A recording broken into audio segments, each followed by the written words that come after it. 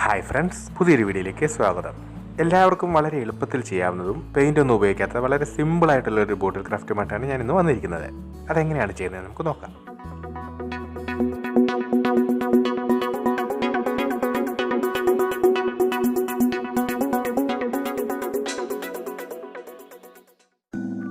Round ബേസുള്ള ഒരു നീളൻ കുപ്പിയാണ് ഞാൻ ഇതിനായിട്ട് എടുത്തിരിക്കുന്നത്.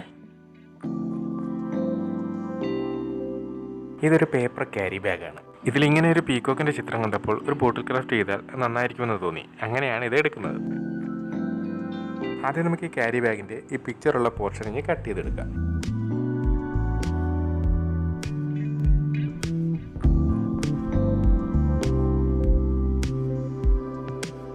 ഇത് നമ്മുടെ ബോട്ടിലിനെ കവർ ചെയ്യുന്ന രീതിയിലുള്ള നീളത്തിനും ചുറ്റളവിനും അനുസരിച്ച് നമുക്ക് കട്ട് ചെയ്തെടുക്കണം.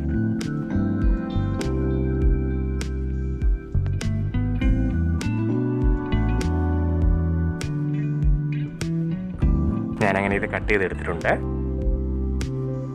നമുക്കിനി ഇത് ഈ ബോട്ടിലേക്ക് ഒട്ടിച്ചു കൊടുക്കണം. അതിനായിട്ട് ആദ്യം ഇതിലേക്ക് ഗ്ലൂ അപ്ലൈ ചെയ്ത് കൊടുക്കാം.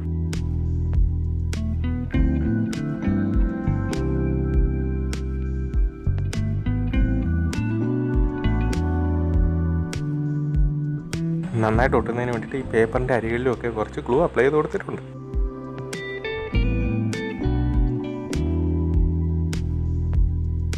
ചുളികളൊന്നും വരാത്ത രീതിയിൽ നന്നായിട്ട് ഇതങ്ങ് ഒട്ടിച്ചു കൊടുക്കണം.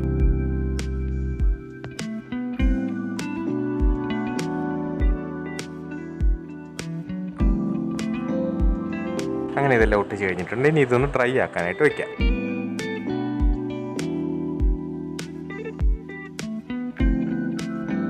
ഇത് ഈ പേപ്പർ പാക്കിംഗ് കവറാണ്. ഇതിൽ നമ്മൾ കുറച്ച് പീസുകൾ കൈകൊണ്ട് തന്നെ കീറിഞ്ഞെടുത്തിരിക്കുകയാണ്.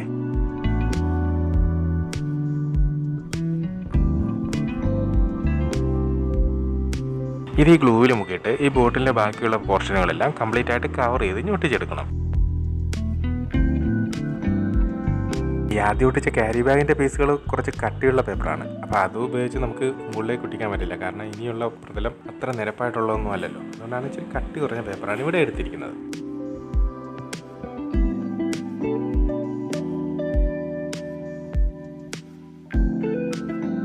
അങ്ങനെ ഇത് കംപ്ലീറ്റ് ഒട്ടിച്ചെടുത്തിട്ടുണ്ട്. ഇനി നമുക്കിതൊന്ന് ഡ്രൈ ആക്കാനായിട്ട് വയ്ക്കാം. ഇതിപ്പോൾ എല്ലാം നന്നായി ഡ്രൈ ആയതിനു ശേഷം എടുത്തിരിക്കുന്നതാണ്. നേരത്തെ എടുത്ത ആ ക്യാരി ബാഗിന് പിടിയായിട്ട് ഉപയോഗിച്ചിരുന്നതാണ് ഈ നൈലോൺ ത്രെഡ്. നമുക്കിത് ഈ രണ്ട് പേപ്പറുകളും തമ്മിൽ വേർതിരിക്കുന്ന ഭാഗത്ത് ഒരു ബോർഡർ കണക്കാൻ കൊടുക്കാം. അതേപോലെ തന്നെ താഴ്ഭാഗത്ത് ഇതേ കണക്കാരണം ഒട്ടിച്ചു കൊടുക്കണം. പെട്ടെന്ന് തന്നെ ഒട്ടിച്ചേരുന്നതിന് വേണ്ടിയിട്ട് ഞാനിവിടെ ഫ്ലെക്സ് ക്യൂക്കാണ് ഉപയോഗിക്കുന്നത്.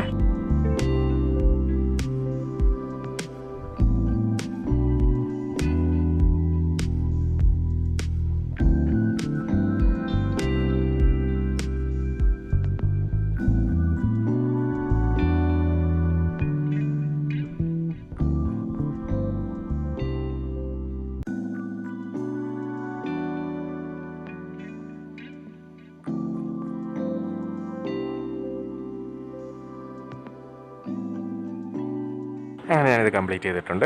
താഴെ ഒട്ടിച്ചിട്ടുണ്ട്. അതേപോലെ തന്നെ നെക്കിൻ്റെ പോർഷനിലും ഒരു ചെറിയ പീസ് ഒട്ടിച്ചിട്ടുണ്ട്. ഈ ബാഗിലോ മറ്റോ അറ്റാച്ച് ചെയ്തിരുന്ന ഒരു ബക്കിൾ പോലുള്ള ഒരു പീസാണ്. അപ്പോൾ ഇതും കൂടെ നമുക്ക് ഈ മോൾ പോർഷനിലേക്ക് അങ്ങ് ഒട്ടിച്ചു കൊടുക്കാം.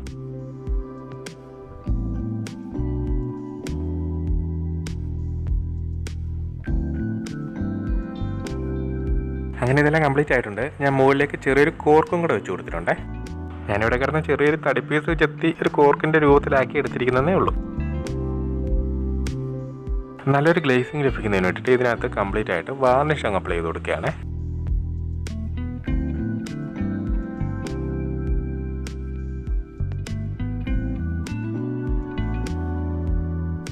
പക്ഷേ ഈ വാർണിഷ് അടിക്കുമ്പോഴത്തേക്ക് പേപ്പർ ആയതുകൊണ്ട് ഇതിൻ്റെ കളർ അങ്ങ് ഡിം ആവുകയാണ്. ഇനി നിങ്ങളാരെങ്കിലും ചെയ്ത് വെക്കുന്നുണ്ടെങ്കിൽ ഇത് വാർണിഷിൻ്റെ പകരമായിട്ട് ഈ ഫെവിക്കോൾ ഒരല്പം വെള്ളത്തിൽ മിക്സ് ചെയ്തിട്ട് ഒന്ന് അടിച്ച് നോക്കുക. ഇത്രയും ഒരു ഫിനിഷിങ് വരത്തില്ലെന്നുണ്ടെങ്കിലും ഈ കളർ ഡിം ആകാതെ തന്നെ അങ്ങ് നിൽക്കും.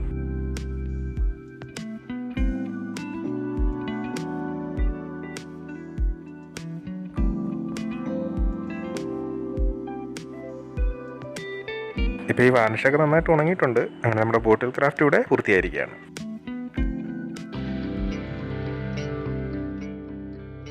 ഇത് കുട്ടികൾക്ക് വരെ ചെയ്യാവുന്ന വളരെ സിമ്പിളായിട്ടുള്ള ഒരു ബോട്ടിൽ ക്രാഫ്റ്റാണ്. എല്ലാവരും ഒന്ന് ട്രൈ ചെയ്ത് നോക്കുക. ഈ വീഡിയോ ഇഷ്ടമായെന്ന് ലൈക്ക് ചെയ്യുക. ഈ ക്രാഫ്റ്റ് ഇഷ്ടമുള്ളവർക്ക് ഇതൊന്ന് ഷെയറും ചെയ്ത് കൊടുക്കുക. അതുപോലെ തന്നെ നിങ്ങളുടെ വിലയേറിയ അഭിപ്രായങ്ങളും നിർദ്ദേശങ്ങളൊക്കെ കമൻറ്റുകളായിട്ടൊന്ന് രേഖപ്പെടുത്തുകയും ചെയ്യുക. ഈ ചാനൽ ഇതുവരെ സബ്സ്ക്രൈബ് ചെയ്യാതെ ഈ വീഡിയോ കാണുന്ന ആരെങ്കിലും ഉണ്ടെന്നുണ്ടെങ്കിൽ ഒന്ന് സബ്സ്ക്രൈബ് ചെയ്ത് സഹായിക്കണേ. കൂടെ അടുത്തുള്ള ബെല്ലൈക്കനും കൂടി എനേബിൾ ചെയ്ത് അല്ലെങ്കിൽ ആളെന്ന ബട്ടനും കൂടെ പ്രസ് ചെയ്ത് കഴിഞ്ഞാൽ ഞാൻ യൂസിലിടുന്ന എല്ലാ വീഡിയോകളും നിങ്ങൾക്ക് അപ്പോൾ തന്നെ നോട്ടിഫിക്കേഷനായിട്ട് ലഭിക്കുന്നതുമായിരിക്കും. അപ്പോൾ എല്ലാവരും സേഫായിട്ടിരിക്കുക, സന്തോഷമായിട്ടിരിക്കുക. ഇനി പുതിയൊരു വീഡിയോ കാണുന്നവരേക്കും ഗുഡ് ബൈ.